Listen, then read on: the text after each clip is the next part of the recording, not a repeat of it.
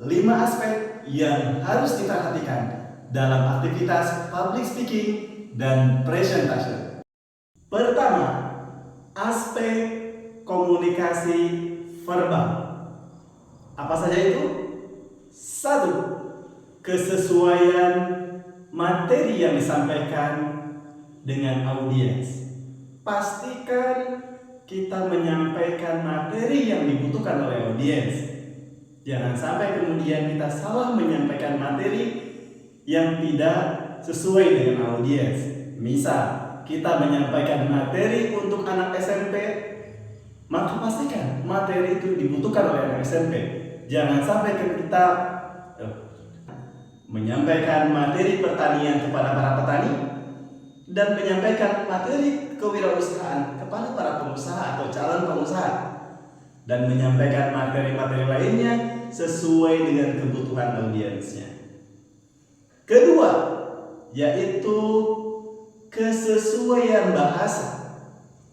Yang dimaksud dengan kesesuaian bahasa adalah bagaimana kemudian kita menyampaikan pesan kepada audiens sesuai dengan bahasa yang bisa dipahami oleh audiens.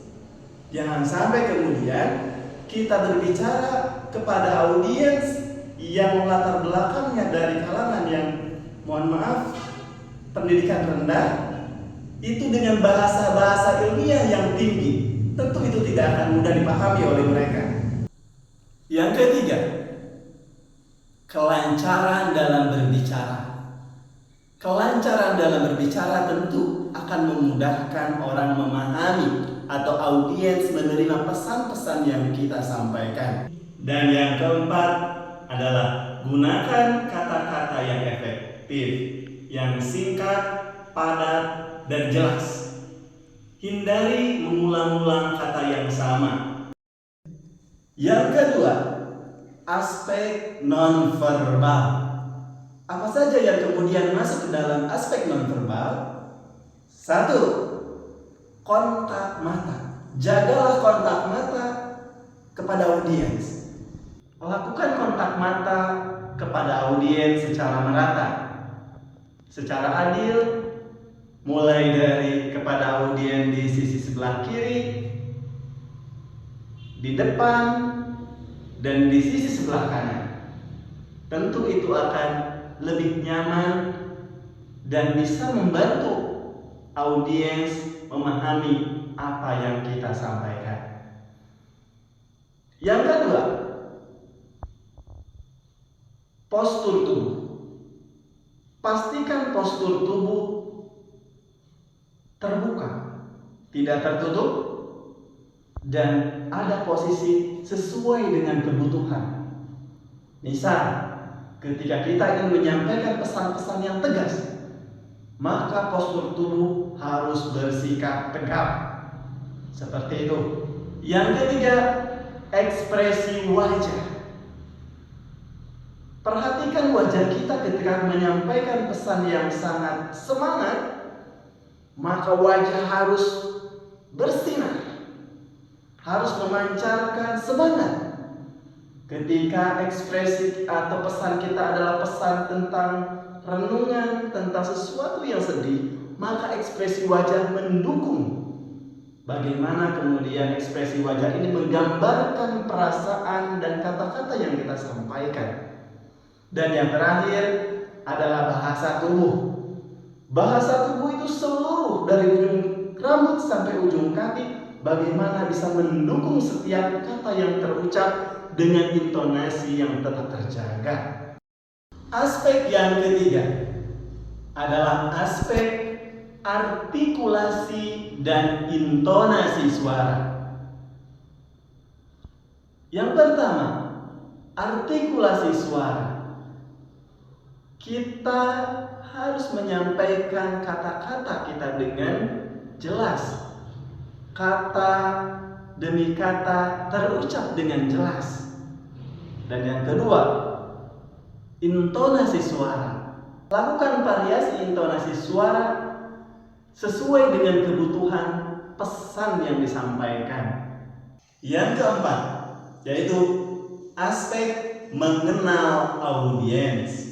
dengan siapa kita berbicara, di depan siapa kita memberikan presentasi. Yang pertama, gaya komunikasi kita. Tentu gaya komunikasi kita harus disesuaikan dengan audiens kita. Ketika kita berbicara dengan anak-anak dan berbicara dengan profesional, berbicara di forum formal dan berbicara di forum non formal, tentu gaya komunikasi kita harus berbeda, disesuaikan dengan audiensnya. Yang kedua, lakukanlah interaksi dengan audiens. Jangan sampai kemudian kita hanya monolog saja, hanya berbicara sendiri saja tanpa melibatkan audiens untuk ikut serta memahami pesan yang disampaikan. Dan yang kelima, aspek yang terakhir adalah aspek lainnya yang mendukung yang terkait dengan kegiatan public speaking dan presentation. Di antaranya, 1. Persiapan materi. Tentu persiapan materi ini menjadi sangat penting karena inti dari kegiatan public speaking adalah menyampaikan pesan. Maka dari itu, materi harus dipersiapkan sebaik mungkin. Yang kedua, manajemen waktu. Kita sebagai seorang public speaker tentu dibatasi oleh waktu. Maka dari itu, kita harus punya rencana terkait penyampaian materi. Dan yang keempat adalah reaksi terhadap umpan balik. Apa yang dimaksud dengan reaksi terhadap umpan balik? Tentu tadi kita mengajak audiens untuk berinteraksi dengan kita, untuk memahami pesan-pesan yang kita sampaikan atau mengukur tingkat pemahaman audiens dari pesan yang kita sampaikan. Demikian 5 aspek yang penting kita perhatikan dalam kegiatan public speaking dan presentation. Terima kasih.